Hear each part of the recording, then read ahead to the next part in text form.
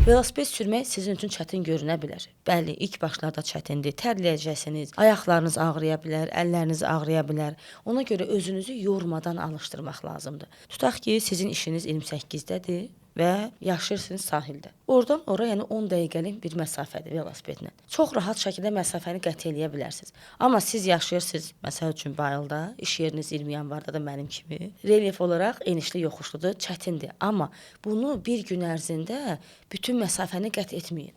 Çalışın müəyyən hissəni ki, hansı ki sizə daha rahat olacaq və o məsafə düz yoldan ibarətdir, təhlükəsizdir, o məsafəni qət eləyin. Və beləcə yavaş-yavaş tədricən məsafələri artırdığınız zaman zaten sizdə asıllıq yaranır.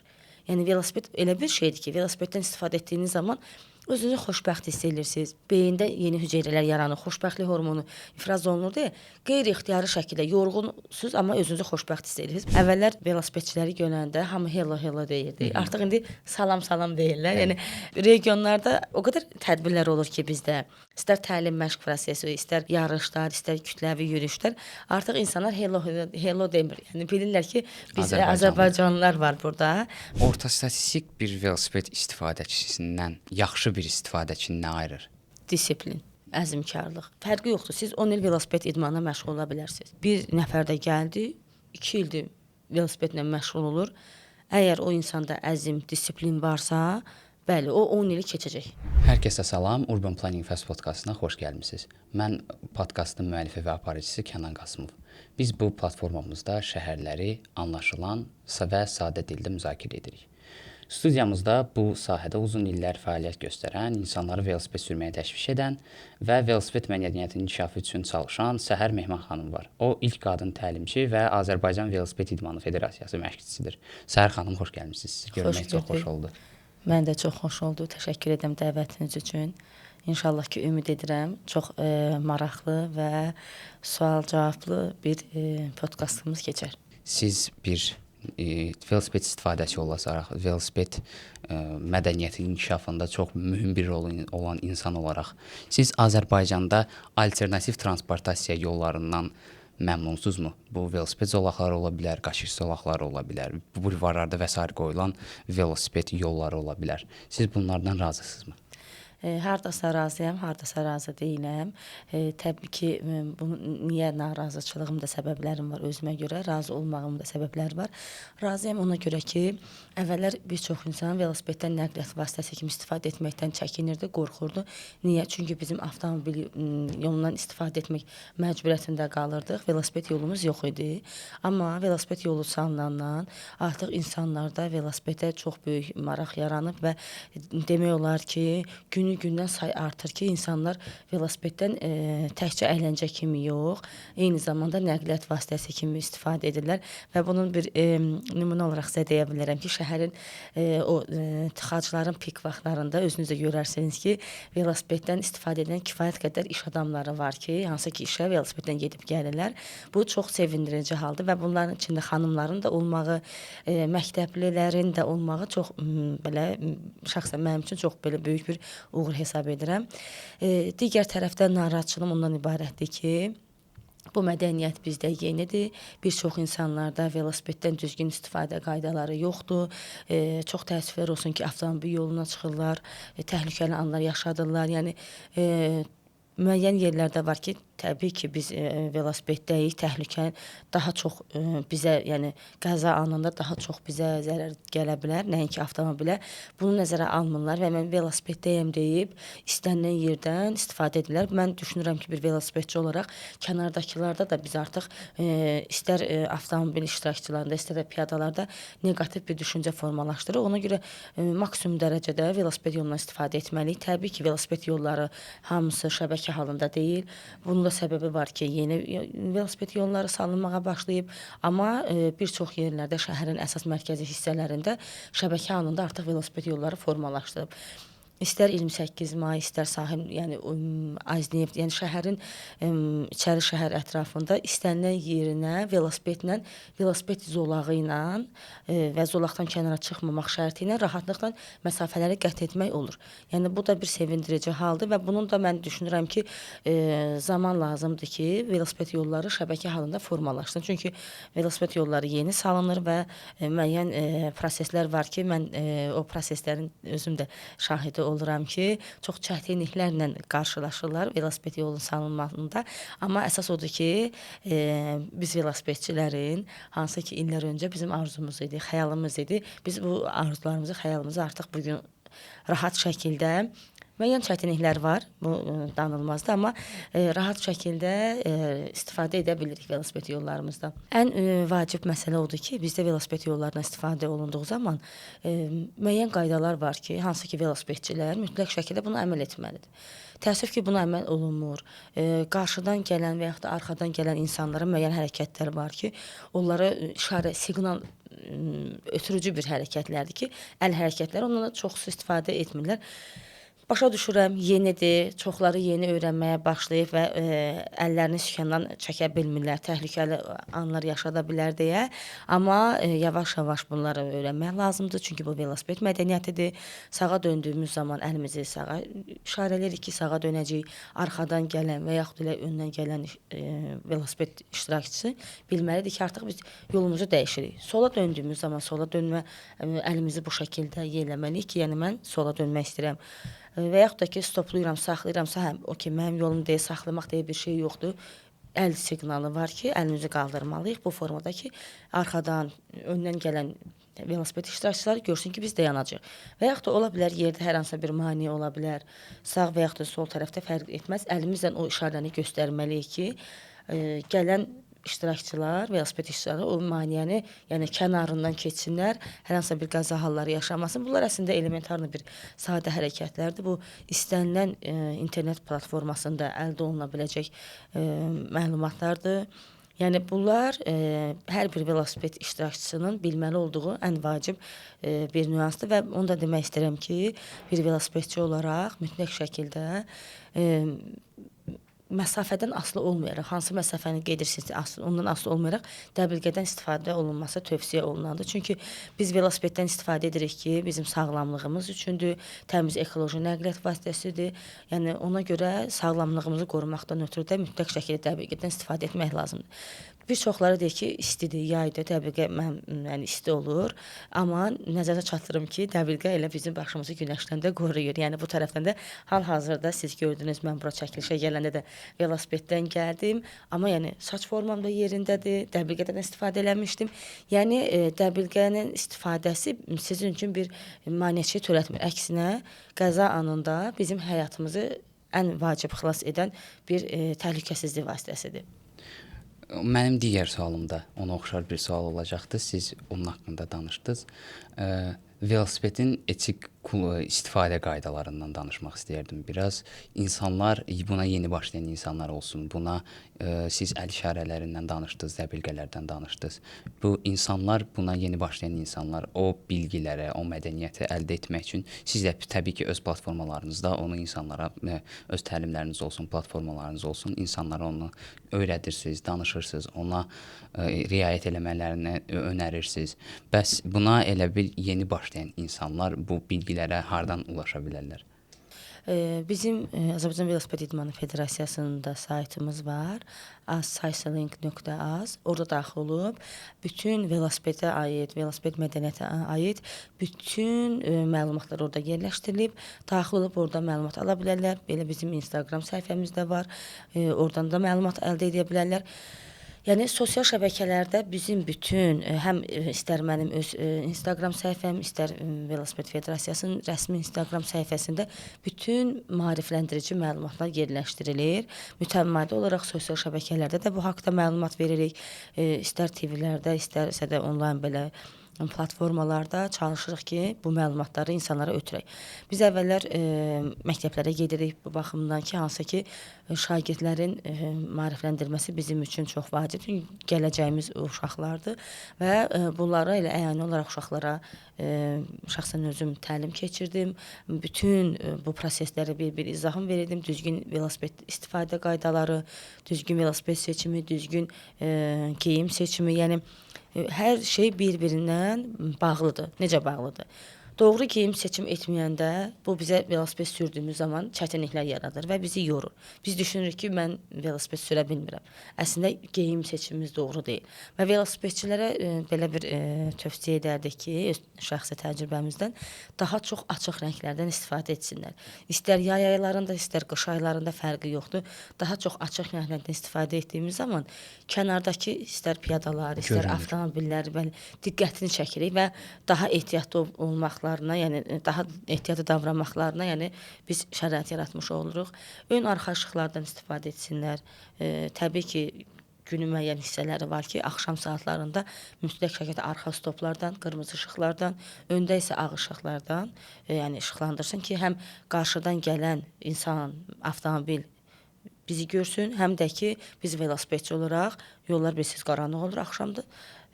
Özümüzün yolumuzu işıqlandıraq ki, hər hansısa bir yerdə maneə falan varsa rahat görə bilək. Bunlar mütləqdir və velosiped mədəniyyəti var ki, siz onu dediniz. Adi şəhərimizdə çox rahat bir şey var. İcarə velosipedlər var ki, hansı ki, həqiqətən mən bir velosipedçi olaraq çox mənim üçün əlverişlidir.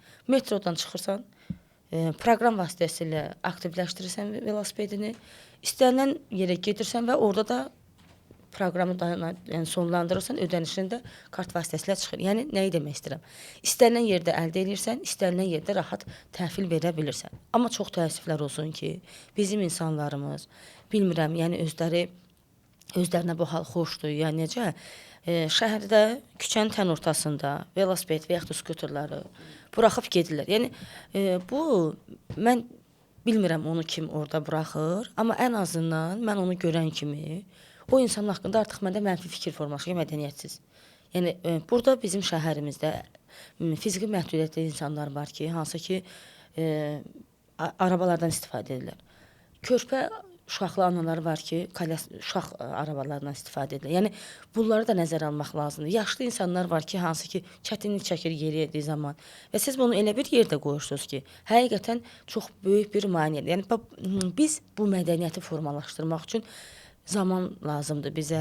Çalışırıq, mütəmadi olaraq maarifləndirici, mütəmadi olaraq bizdə demək olar ki, hər ay bizdə Velosiped Federasiyasında bununla bağlı sosial yürüyüşlər təşkil edirik, maarifləndirici yürüyüşlər təşkil edirik.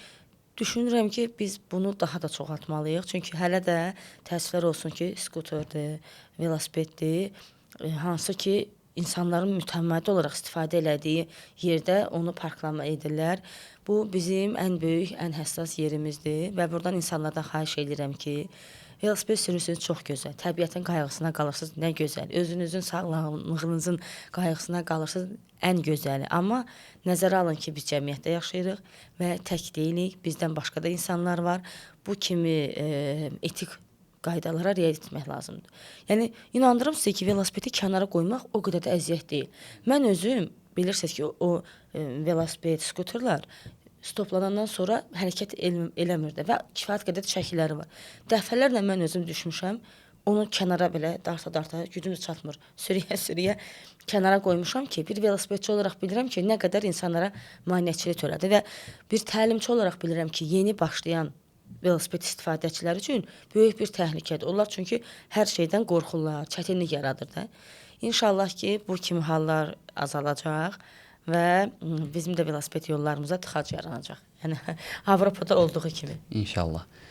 Mən başqa sualım belə olardı ki, bildiyiniz qədərilə mən elə düşünürəm ki, sizə həmişə belə bu suallardan gəlibdir. Bəs Səhər xanım biz öz həyatımıza sportu necə göstərək, necə əlavə edək? Sportu biz sevirik, amma bizə onun vaxtımız yoxdur. Məsələn, işə gedəndədir. İşə insan, necə deyim, səhərdir, ləng davranmaq istəyir, maşınla getmək istəyir, velosipeddən istifadə eləmək istəmir.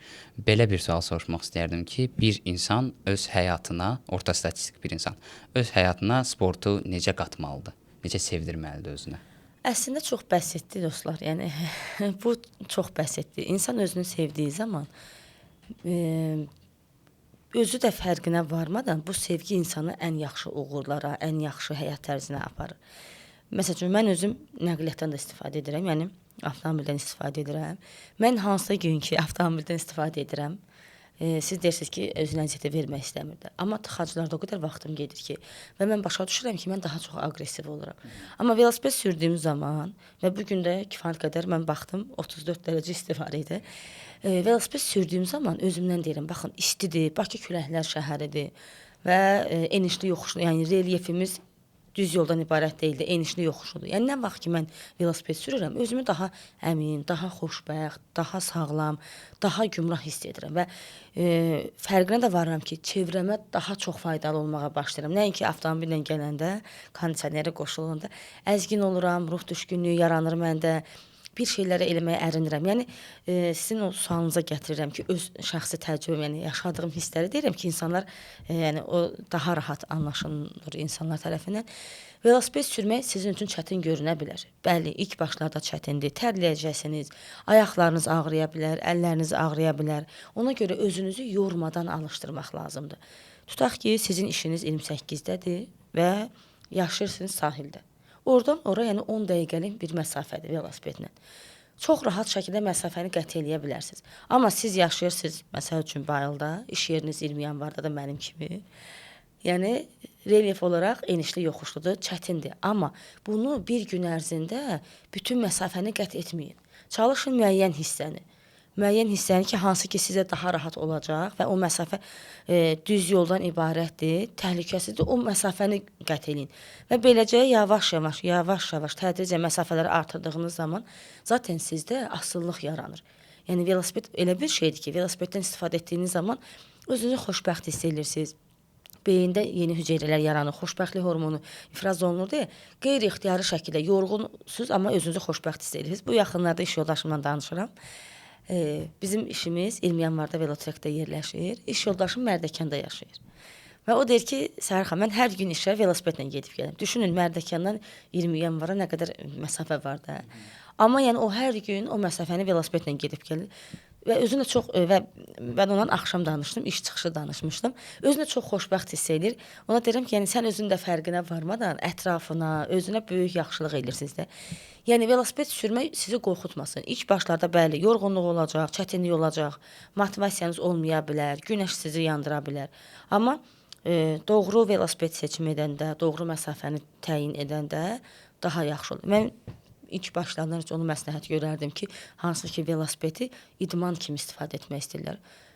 Həftə içi işdəsiz, ola bilər, problem deyil. Həftə sonları bulvarda yarım saatlıq velosipeddən istifadə etsəniz, heç özünüzün velosipedi olmasa da belə, icarə velosipedlər ki var, çox rahatdır. Yəni metro ilə gəldiniz, heç avtomobildən istifadə etməyinizə ehtiyac yoxdur. Metro ilə gəldiniz, metro çıxışında velosiped, sahil metrosudur, İçəri şəhər metrosudur. Orada velosiped icarəsi var da. Ondan istifadə edirsiniz, bulvarda sürürsünüz, günəşi qarşılaya bilərsiniz. Yəni çox rahat şəkildə velosiped yolları da var bulvarda. Yəni düzdür, orada insanlar piyadadan istifadə edir və mən o insanları qınamıram. Niyə? Çünki velosiped yolu yeni salınıb və çox insanın təcrübəsi yoxdur. Və yerdə velosiped işarəsi gördüyü zaman onlara xoş gəlir. Avtomatik o yoldan istifadə edirlər. Boş olur deyə o yoldan istifadə edirlər. Mən özüm dəfələrlə velosiped sürəndə görürəm insanlar var, deyirəm ki, zəhmət olmasa bizim yolumuzu tərk edin. Və onlar da gülür, deyir ki, oldu. Yəni belə bir xoş dialoq yaranır. Velosiped yolundan istifadə edərək özünüzü öyrəşdirə bilərsiniz. Və yaxud da ki, səhər 9-da işiniz başlayırsa, səhər 6-da çıxıb dənizkənarı bulvarda bir belə bulvarı bir dövrə etsəniz, yəni bu sizdə alışqanlıq yaradacaq, çətin olmayacaq, rahat.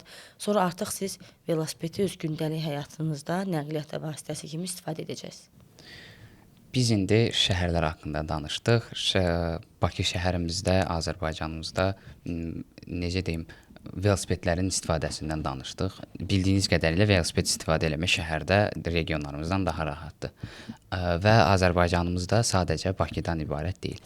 Digər şəhərlərimizdə velosiped sürmüsünüzmü və ya digər şəhərlərimizdə velosiped necə deyim, həvəskarları tanıyırsınızmı? Onların Bakının şəraitinə qiyaslasaq necə olur o? Bir şey deyim ki, artıq Sumqayıtda da velosipeddə istifadə çoxalıb. Düzdür, yəni əvvəldən də var idi, amma indi daha çox velosiped istifadə edirlər. Elə Sumqayıt bulvarına da velosipeddən istifadə edirlər. Regionlarımızda çox yaxşı velosipedə maraq var. Və günü-gündən velosiped istifadəçilərin sayı artır. Biz elə Velosiped Federasiyası olaraq bu yaxınlarda ayın 25-i, 26-sı Qazaxda, bilirsiniz ki, Qazax idman paytaxtı seçilib. Qazaxda bizim regionlar arası yarışımız olacaq və Qazaxda yaşayan insanlar üçün də, məktəblilər üçün də velosiped yarışımız təşkil olunacaq. Mütəmadi olaraq Velosiped Federasiyası olaraq biz hər rayonda yarışlar, maarifləndirici tədbirlər keçirdirik. Məsəl üçün biz mart ayında Balakəndə böyük bir yarış təşkil elədik, hansı ki orada Balakən, Zaqatala məktəbləri iştirak eləyirdi və çox qəşəng istedadlı uşaqlar var və orada da çox yüksək səviyyədə Balakəndə velosiped idmanına, velosipedə maraq var. Zaqatalanın özündə də maraq var və Balakəndə həvəskar velosipedçilər var ki, orada Sərxan bəy var, hansı ki o velosipedçilərə belə deyək, qrup rəhbərliyi eləyir. Mütəmadi olaraq velosipeddən istifadə edirlər, dağlara velosipedlə gedirlər, samavar çayı içirlər və hətta şəkil çəkib bizə göndərirlər ki, yəni biz vaxtımızı belə bir sağlam şəkildə asudə vaxtımızı keçirik. Yəni orada Gənclər Evinin rəhbəridir Sərxan bəy, böyük bir velosiped üçün əmək sərf edir. Böyük bir, necə deyirlər, sevgi ilə, həvəslə, qayğıyla belə canfəşanlıq edir.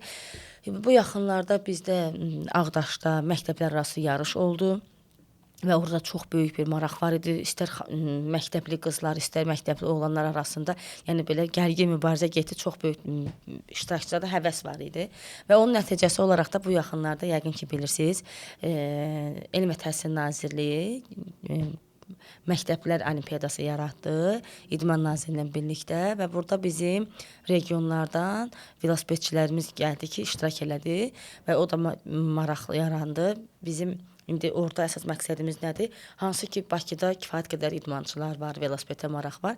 Biz Velosiped Federasiyası olaraq istəyirik ki, regionlarda potensiallı uşaqları üzə çıxartmaq və onları dünya səviyyəsində yetişdirmək. Bunun üçün də mütəmadi olaraq bizdə məşqlər gedir.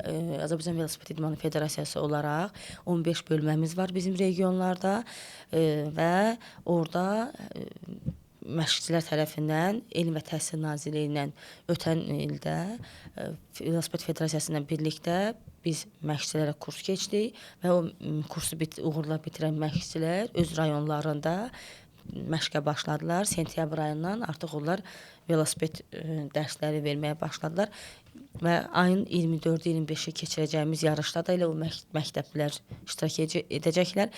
Mütəmadi olaraq çalışırıq ki, regionlar üzrə idman idarələri var ki, onlarla birlikdə biz yarışlar təşkil edirik, yürüyüşlər təşkil edirik.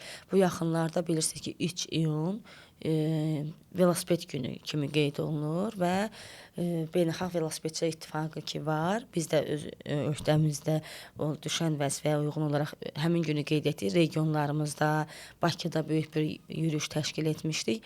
Orada hər kəs iştirak edir, istər velosiped həvəskarları, professional şəkildə məşğul olanlar, istər sadəcə olaraq velosipeddən həvəskar kimi istifadə edənlər, gündəlik nəqliyyat vasitəsi kimi istifadə edənlər və idmançılarımız özü orada iştirak edirdi. Böyük bir layihə idi, maraqla qarşılandı və bizdə burada hazırlanan videorolik Beynəlxalq Velosipedçilər İttifaqı tərəfindən bəyənildi, öz sosial platformalarına yerləşdirildi. Hamının bildiyi qədərilə hələ ki velosport Azərbaycanda bir hobi olaraq görünür. İnsana çöldə orta statistik bir insandan soruşsaq ki, velosport haqqında nə düşünürsünüz? Deyəcəklər ki, boş vaxtımızı keçirmək üçün yaxşı bir şeydir.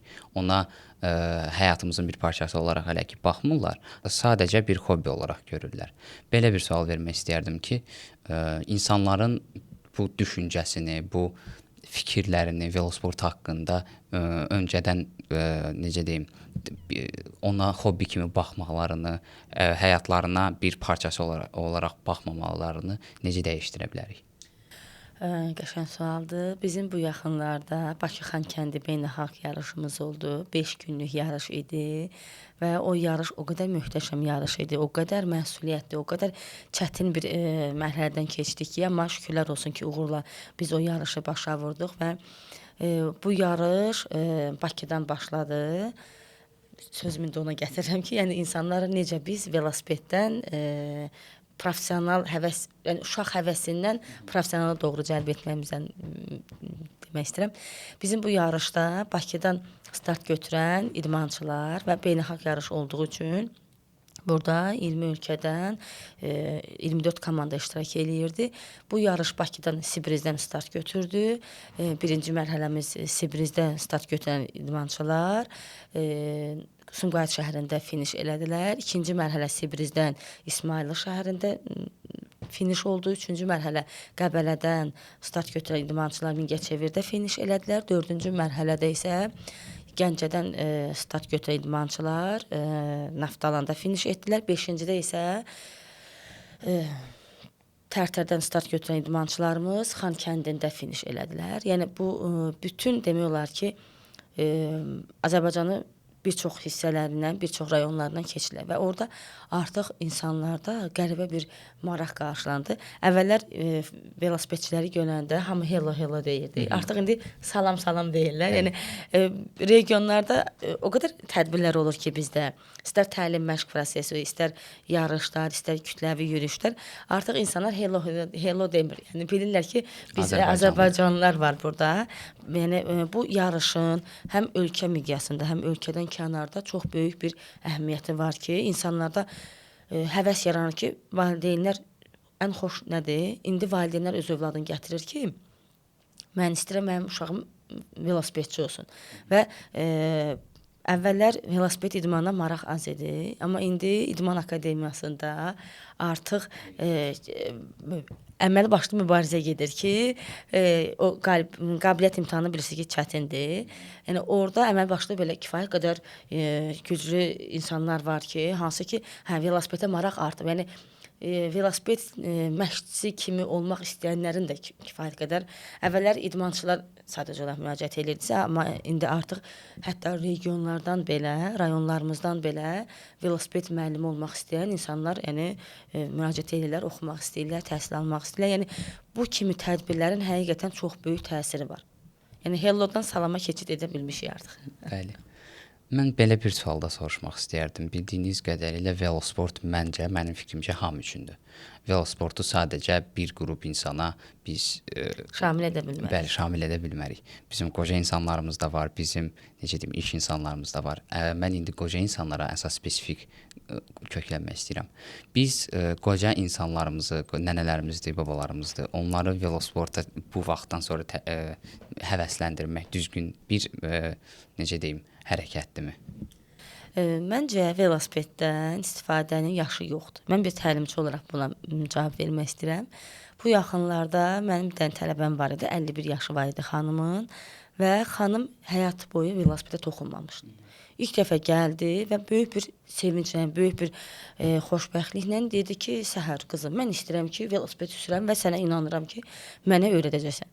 İnanıram, xanımın o qədər gözəl enerjisi var idi ki, yəni o yaş, hansı ki 20 yaşındakı mən tələbədən o enerjini ala bilmirəm və o ondan qat-qat zəif öyrənir. 51 yaşında xanım ilk 20 dəqiqədən sonra sürməyə başladı. Yəni burada yaşın heç bir əhəmiyyəti yoxdur. Bizdə nədir? İnsanlar deyir ki, mənim yaşım çoxdur və mən çətin öyrənirəm. Ola bilər, bəli, müəyyən period var ki, elə insan var ki, tez öyrənir. Məsələn, 51 yaşında o xanım tez öyrəndi. Elə bir 50 yaşında bir xanım var ki, biz artıq 4 dəfədə ondan görüşürük, hələ də öyrənə bilmir. Bu tamamilə psixoloji bir durumdur. Yəni psixoloji olaraq siz özünüzü velosiped sürməyə hazır hiss edirsinizsə, qorxunuza dəf edib, qorxunuza qalib gələ bilirsinizsə, sürəcəksiniz. Amma qorxu sizi üstələyirsə, bu period biraz uzanacaq. Amma nəticə olaraq hər kəs velosipeddən, istər çəkisindən, istər boyundan asılı olmayan, yəni hər kəs velosiped sürə bilər. Sadəcə olaraq biz məsələni beynimizdə çözək və o qorxumuzu dəf edək. Qorxunun dərəcəsindən asılı olaraq öyrənmə prosesi təbii ki, dəyişir. Hər kəsdə bu fərdidir. Yəni yaşın məhdudiyyəti yoxdur. Mənim kifayət qədər yaşı çox, təcrübəsi çox və kifayət qədər ölkədə nüfuzu olan velosipedçi dostlarım var ki, həqiqətən mən özümü çox şanslı hiss edirəm ki, bizim əhatəmizdə, yəni mənim əhatəmdə belə bir insanlar var. Yəni onlarla ünsiyyətdə olmaq, onlarla birlikdə velosiped sürmək, onlarla birlikdə vaxt keçirmək mənim üçün çox xoşdur. Həqiqətən çox maraqlıdır mənim üçün. Yəni mən bir şey deyim ki, bizdə məmurun velosiped sürməyi yox idi. Bunu bizim əzizimiz, mən şəxsən böyük bir sevgi və hörmətlə yəni yanaşdığım bizim milli qəhrəmanımız Mədəd Quliyev bu sərhəddi qırdı. Yəni Mədəd müəllim velosipedə başlayandan bir çox insanların artıq velosipedə həvəsi daha çox artdı. Hansı ki, bax siz bayaq dediniz ki, velosipedə həvəskar kimi professional sürmək, yəni statusdan asılı olmayaraq Azərbaycanda bu sərhəddi qıran mənim üçün Mədəd müəllimdir. Mədəd müəllim yəni baxmayaraq ki, kifayət qədər titulları var və kifayət qədər ölkə üçün canını qoymuş, yəni ölkə üçün xidmət etmiş insandır, milli qəhrəmandır, amma o hər kəslə sadə şəkildə velosiped sürür, yəni insanlara motivasiya verir, böyük maraq verir. Mənim səhər saat 6 idi, bir dənə tələbəm var idi, 22 yaşı var idi qızın və bu qızla biz velosiped məşq edirik. Təsadüfən bulvarda Mədəd müəllim keçdi. Mən qıza deyirəm ki, bax bizim bu velosipedçimiz milli qəhrəman Mədəd Quliyevdir. O qız ona inanmadı. Mədəd müəllim bizə yaxınlaşdı, o qızla da görüşdü, mənlə də görüşdü, danışdı və o qədər o qıza böyük bir motivasiya verdi ki, yəni mən deyərdim ki, onun həyatına toxundu. Yəni onun o səmimiyyəti, o qızla görüşmək və bilirsiniz, adi bir insanın velosiped sürməyi hər kəs tərəfindən adi qarşılanır. Amma kifayət qədər nüfuzu olan bir insanın velosiped sürməyi cəmiyyət üçün böyük bir təkandır. Yəni insanlar başa düşür ki, bu adam velosipeddən istifadə edirsə, demək ki, bu yaxşı bir şeydir. Mən də istifadə etməliyəm. Yəni bu yəni bu yolda ən böyük dəstəkçi Mədəd müəllimdir ki, yəni insanların kütləvilik üçün, həvəslənməsi üçün, yəni insanlara böyük bir motivasiya verdi.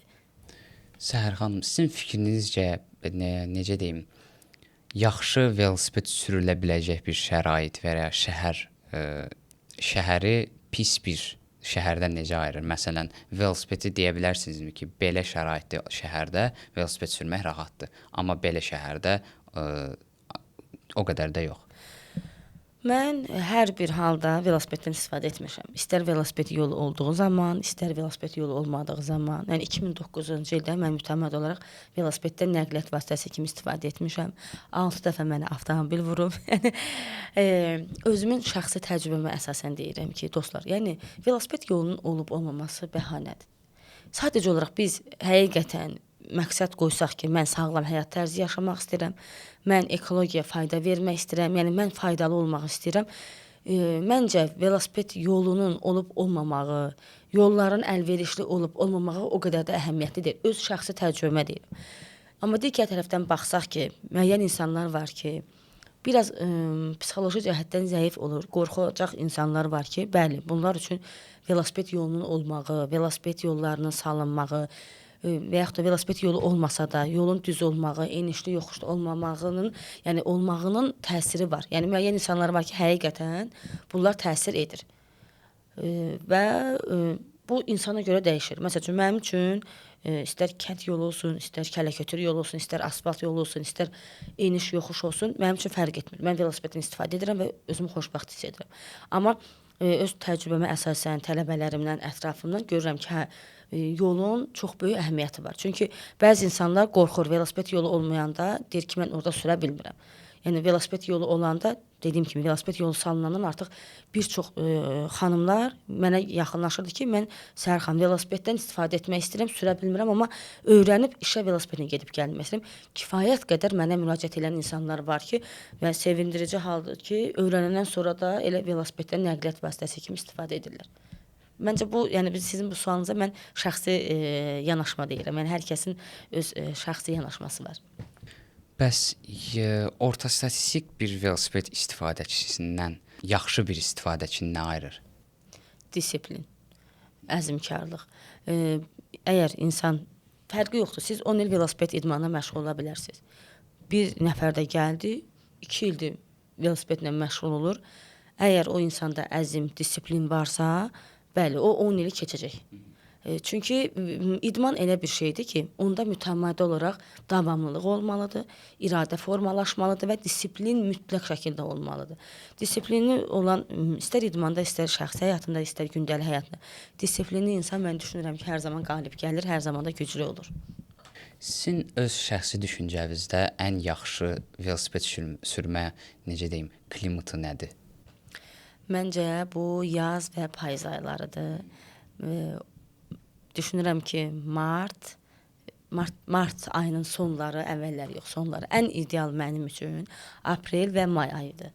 Və sentyabr, oktyabr ayıdır, noyabr ayı da daxil olmaqla mən düşünürəm ki, bu aylarda daha rahatdır. Çünki o qədər də külək olmur. Bilirsiniz, Bakı küləklər şəhəridir. Yəni hava da çox soyuq olmur, amma bizim ölkəmizdə mənfi temperatur az olduğu üçün elə ilin 12 ayında da velosiped üçün əlverişlidir. Təbii ki, indi yayda istidir. Saat 12-də velosiped sürməyi tövsiyə etmirəm. Səhər saat 6-dan velosipeddən rahat istifadə edə bilərsiniz. Saat 9-a qədər, yəni çox rahat. Axşam tərəfi də yəni eyni qaydada istifadə edə bilərsiniz. Uyğun olmayan saatlar olsun, uyğun olmayan, necə deyim, aylar olsun. Onlara velosipedi uyğunlaşdırmaq üçün şəhərdə sizin düşüncənizdə nə dəyişikliklər oluna bilər məsələn? Şəhərdə məsəl üçün hava əgər küləklidirsə, ona yəni bu artıq təbiətin bir prosesidir. Buna heç bir müdaxilə ola bilməz. Amma ən azından velo dəzgahlar var ki, bunu alıb evdə qapalı şəraitdə, iş otağınızda, evdə rahatlıqla istifadə edə bilərsiniz, məşqinizi edə bilərsiniz. Amma belə ümumilikdə təbiətə təsir edə biləcəyimiz, yəni Bakıda elə bir şey yoxdur. Yəni elə bir alternativ variant mən düşünmürəm ki, olsun. Məncə yoxdur. Amma velosiped dəzgahları var ki, rahatlıqla daşına biləndir, maşının baqajına yerləşdirə bilərsiniz. İş otağınızda, evdə rahat qoyub, yəni üzərində məşq edə bilərsiniz. Sizin şəxsi təcrübənizlə Bakıdan başqa bizim rayonlarımızın ən yaxşı velosiped sürmək üçün şərait hansındadır? Balakəndədir. Aha. Nəyə görə? Balakəndədir. Həm oranın insanları maşallah çox sağlamdır, həm də ki düz yol var. Eyni zamanda enişli yoxuşlu yolda var. Buna Gəncəndə demək olar. Gəncədə də yəni enişli yoxuşlu yol var. Göygöldə dağlıqdır. Yəni orada rahat məşq etmək olar, məşq etmək olar. Xanar rayonu ərazisində. Yəni Gəncədir, Balakəndir. Bunlarda rahatlıqla məşq etmək. Dağ məşqləri Gədəbəydə ola bilər, hansı ki fiziki gücün artırılması. Orada oksigen çox olur. Onun yəni ümumiyyətlə bir çox rayonlarda bizdə yəni velosiped idmanı üçün əlverişlidir. Məsələn, İsmayıllını götürək, İsmayıllıda ola bilər, Qəbələdə ola bilər. Qəbələdə əlverişlidir bu baxımdan. Mingəçevirdə də yəni ola bilər, düz yol var. Yəni Azərbaycanda rahat, yəni velosiped idmanı ilə məşğul olmaq üçün regionlarda rahat, yəni relyef var. Yəni məşğul ola bilər. İndi hal-hazırda bizim idmançılarımız, yeniyetmələr İsmayıllıda təlim məşq toplantısındadılar. Elgün müəllimin nəzarəti altında məşq edirlər. Düzgün velosiped seçimindən də danışmaq istərdim mən biraz. Yəni bir insan düzgün öz şəraitinə uyğun olsun. Yəni Bakıda sürdüyün velosipedlə dağda sürdüyün bir velosiped təbii ki, eyni olmayacaq. Bir insan özünə velosiped seçəndə nəyə diqqət eləməlidir əsas? Birinci özünə sual verməlidir ki, mən velosipedi nə üçün istifadə edirəm? Gündəlik həyat tərzi üçünmü, yoxsa nəqliyyat vasitəsi üçün, yoxsa sürət idman üçün? Özündə yəni arzusu nədirsə, onu təyin edəndən sonra şəhərdə kifayət qədər velosiped mağazaları var və kifayət qədər də təcrübəli orada satış təmsilçiləri var ki, təcrübəlidirlər. Yaxınlaşırsınız mağazaya, seçiminizi deyirsiniz ki, məsəl üçün mən ancaq Bakıda şəhər daxili velosiped sürmək istəyirəm və bunun üçün sizə şəhər velosipedi məsləhət görülür. Şəhər velosipedinin üstünlüyü ondan ibarətdir ki, şinləri çox enli deyil, biraz orta ölçüdə olur. Rama hissəsi dəmir aşağıdan olur, üzərinə əyləşmək daha rahat olur. Öndə və arxada öndə səbət, arxada baqaj olur ki, yəni rahat əşyalarınızı qoya bilirsiniz. Qısa məsafələr üçün əlverişlidir. Sürəti də kifayət qədər normal. Amma siz deyirsiniz ki, mən istəyirəm ki, həm kələkötür yolda, həm düz yolda sürüm. Bunun üçün gibrid velosiped var ki, bu həm dağ üçündür, nahamar yol üçün, həm də şəhər yolu üçün uyğundur. Yəni şəhər velosipedindən biraz enli yəni şəhər velosipedinin təkərindən biraz enlidir və biraz da dağ velosipedinin xüsusiyyətlərini daşıyır özündə. Və yaxud da siz deyirsiniz ki, mən daha dözümlü velosiped istəyirəm, kələkötür yolda sürmək istəyirəm. Bunun üçün dağ velosipedi məsləhət görünür. Mən öz şəxsi təcrübəmə elə şəhərdə də mən dağ velosipedini istifadə edirəm. Daha rahatdır. Çünki şəhər bilirsiniz ki, tam düz yoldan ibarət deyil, kələkötür yollar da var, hansı ki belə panduslu yollar da var. Onun üçün mən öz şəxsi təcrübəmə mənim üçün şəhərdə dağ velosipedindən istifadə etmək daha yaxşıdır, daha əlverişlidir. Və yaxud da ki, sürət velosipedi var ki, bu road bike-dır.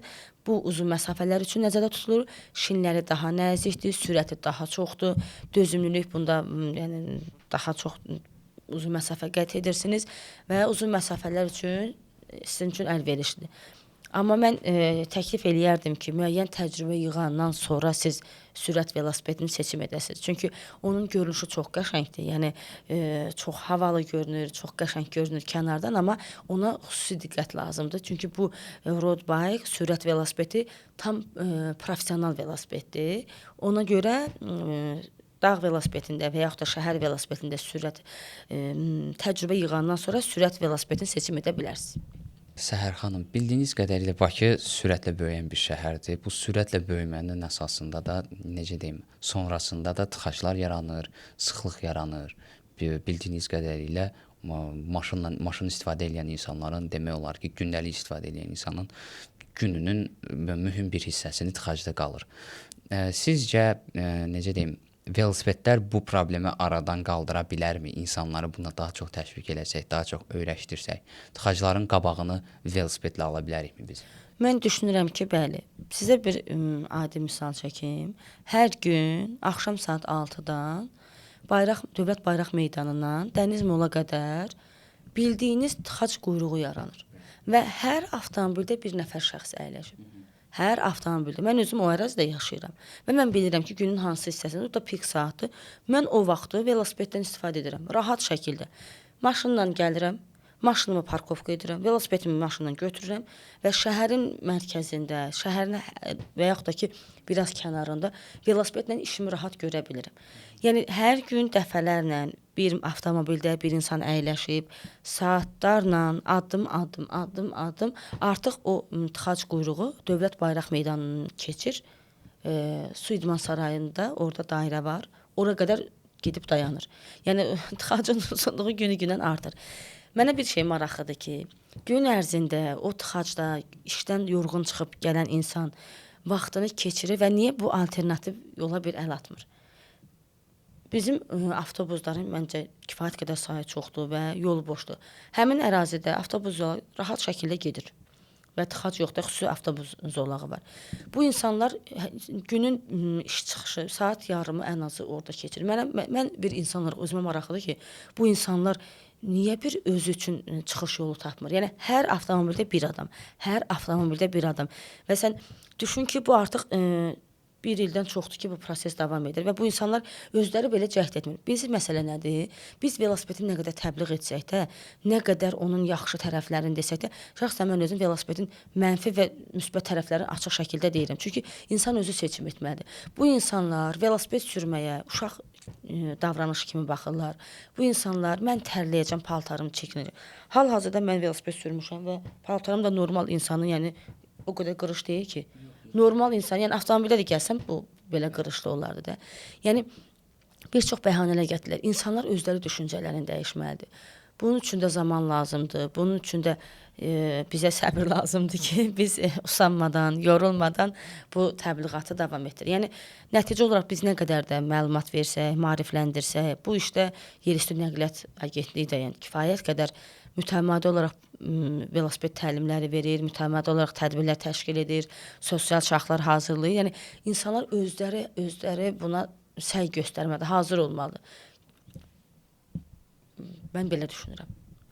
Biz artıq yavaş-yavaş epizodumuzun sonlarına doğru yaxınlaşırıq. Belə bir hissə də ayırmaq istəyərdim sizə. Buradan gənclərimizə məsləhət olaraq və ya necə deyim, velosipedə yeni başlayan, velosporta yeni maraq göstərməyə başlayan insanlara məsləhətiniz nə olardı buradan?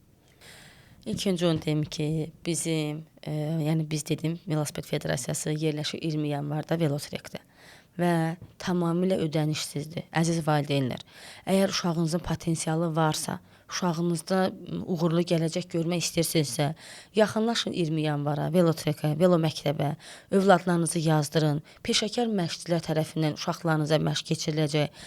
Potensiallı uşaqlar milli yığmanın üzvü ola bilər. Yəni uşağınızın gələcəyi daha uğurlu ola bilər və bunlar hamısı tamamilə ödənişsizdir. Yəni bunu dönə-dönə deyirəm. Bizim sosial Instagram platformamız var, Facebookda var ki, müraciət eləyə bilərsiniz. Uşaqlarınızı gətirin, ödənişsiz şəkildə idman eləsinlər, məşq eləsinlər, professional idmançı ola bilər. Bəlkə sizin övladınız elə Azərbaycan bayrağını Avropada qaldıra bilər, dünya çempionu ola bilər velosiped üzrə. Nə bilim, tanınmış, ən sözünü demiş Tour de France-da qalib ola bilər. Yəni hər şey gələcəkdədir. Bunu heç kəs qarantı altına almır ki, olmaya bilməz. Yəni biz federasiya olaraq buna öz gücümüzü verməyə hazırıq. Yetər ki, sizin övladınız, yetər ki, o uşaq özü desin ki, mən bu yola getmək istəyirəm. Bu bir. İkinci tərəfdən mən bir velosipedçi olaraq, təlimçi olaraq insanlara tövsiyə edirəm ki, həyata bir dəfə gəlirik. Yəni həyatımızı dolu-dolu, xoşbəxt, sağlam, firavan yaşamaq üçün bizim ölkəmizdə kifayət qədər şərait var. Sadəcə olaraq biz özümüz, biz gənclər, ruhu gənc olan insanlar, yəni biz özümüzdən asılıdır. Velosipedinizi götürün, heç nəyi düşünmədən, təhlükəsizlik qaydalarına riayət edərək, həyatınızdan zövq alaraq, təbəssümlə pedal çevirin. Yəni hər pedal bizim üçün bir yeni başlanğıcdır. Hər pedal bizim üçün yeni bir nailiyyətdir, yeni bir gündür, yeni bir uğurdur.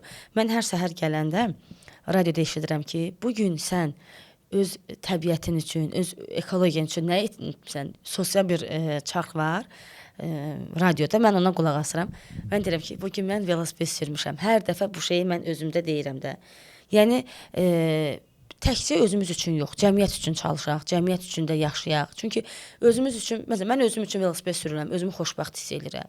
Cəmiyyət üçün də ekologiyanın qayğısına qalıram. Yəni tənbəllik etməyək, ərinməyək. Yəni İdman Nazirliyinin, Velosiped Federasiyasının kifayət qədər velosiped üçün aktiviteləri var ki, layihələri var ki və bu insanlar üçün açıqdır. Müraciət eləyin, təbəssümlə pedal çevirməyi də unutmayın. Mən ilk öncə sizə təşəkkür etmək istəyirəm Səhər xanım. Bizim podkastımıza dəvətimizi qəbul etdiyiniz üçün, vaxt ayırdığınız üçün, belə maraqlı söhbətlər elədiyiniz üçün sizə çox təşəkkür edirəm. Sonra da ən axırda izləyicilərimizi bu podkastımıza, bu bölümümüzə izlədikləri üçün çox təşəkkür edirəm. Onu qeyd eləmək istəyərdim ki, şəhərlərimizi qoruyaq, zəhmət olmasa ekologiyaya fikir verək və unutmayın, şəhərləri ancaq texnologiyalar yox, ağıllı insanlar qurur. Gələn bölümlərdə görüşənədək.